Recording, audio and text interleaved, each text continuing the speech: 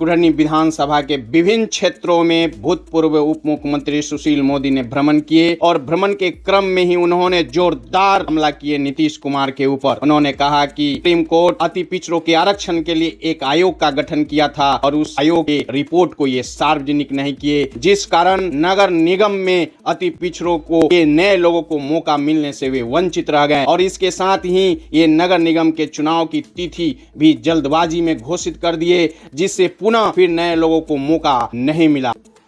हम लोग कहते रहे कि आयोग बनाइए, ट्रिपल टेस्ट के लिए आयोग बनाना है, इन्होंने नहीं बनाया। अंत में इनको झुकना पड़ा, अंत में इनकी फजीयत हुई और कोर्ट के सामने इनको ये कहना पड़ा कि हम अपने आदेश को वापस लेते हैं और हम कमीशन बनाएंगे।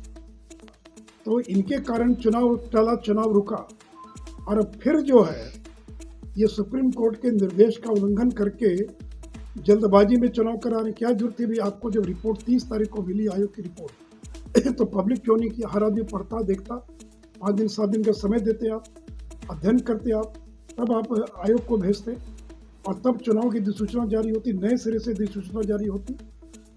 तो ये पूरा नगर निकाय चुनाव कानूनी पचड़े में फंस गया है, कानूनी पेंच में फंस गया है और फंसने का कोई एक व्यक्ति दोषी है तो वो नीतीश कुमार हैं, जिनकी जिद और अहंकार घमंड के कारण ये पूरा जो नगर निकाय का चुनाव है ये फंस गया है। सुप्रीम कोर्ट की तलवार लटक रही है। फिर उस रोक के बावजूद वो आयोग काम करता रहा और इतना ही नहीं तो बल्कि उस आयोग ने अपनी रिपोर्ट 30 तारीख को सुपुर्द कर दिया। ये सुप्रीम कोर्ट के आदेश की अवहेलना है, सुप्रीम कोर्ट के आदेश की अवमानना है कि जब सुप्रीम कोर्ट ने कोई आदेश दिया उस आदेश का पालन होना चाहिए था। लेकिन बिहार सरकार कोर्ट से लड़ने पर उतारू है, तो कोर्ट के आदेश का पालन करने के बजाय अवमानना करते हुए उन्होंने जो आयोग बना था उसको काम करने दिया और 30 तारीख को उसकी रिपोर्ट भी उन्होंने ले लिया। जो तथाकथित आयोग बना उसकी रिपोर्ट को सार्वजनिक नहीं किया गया। ये कोई गोपनीय प्रतिवेदन नहीं है, ये अति पिछड़ों की या पॉलिटिकल रिजर्वेशन की पहचान करने के लिए आयोग बना था।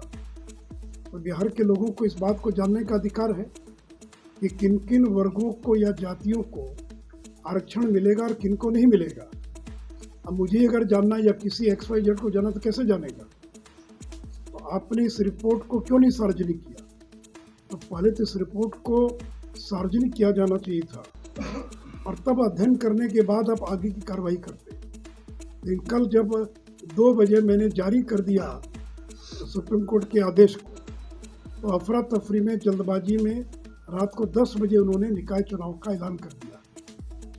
दूसरी बात कि जब आपने और नोटिफाई कर दिया बिना सार्वजनिक किए हुए, तो आपको नए सिरे से आरक्षण का निर्धारण करना चाहिए था, क्योंकि ये नई रिपोर्ट है, ये नया आयोग बना है, उसकी नई अनुशंसा है।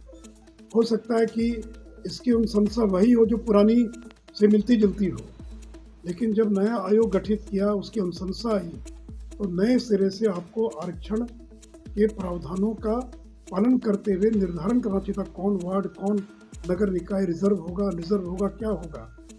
तो आपने नई रिपोर्ट के आधार पर चुनाव करा रहे हैं, लेकिन नई रिपोर्ट के आधार पर आपने आरक्षण का प्रावधान नहीं किया।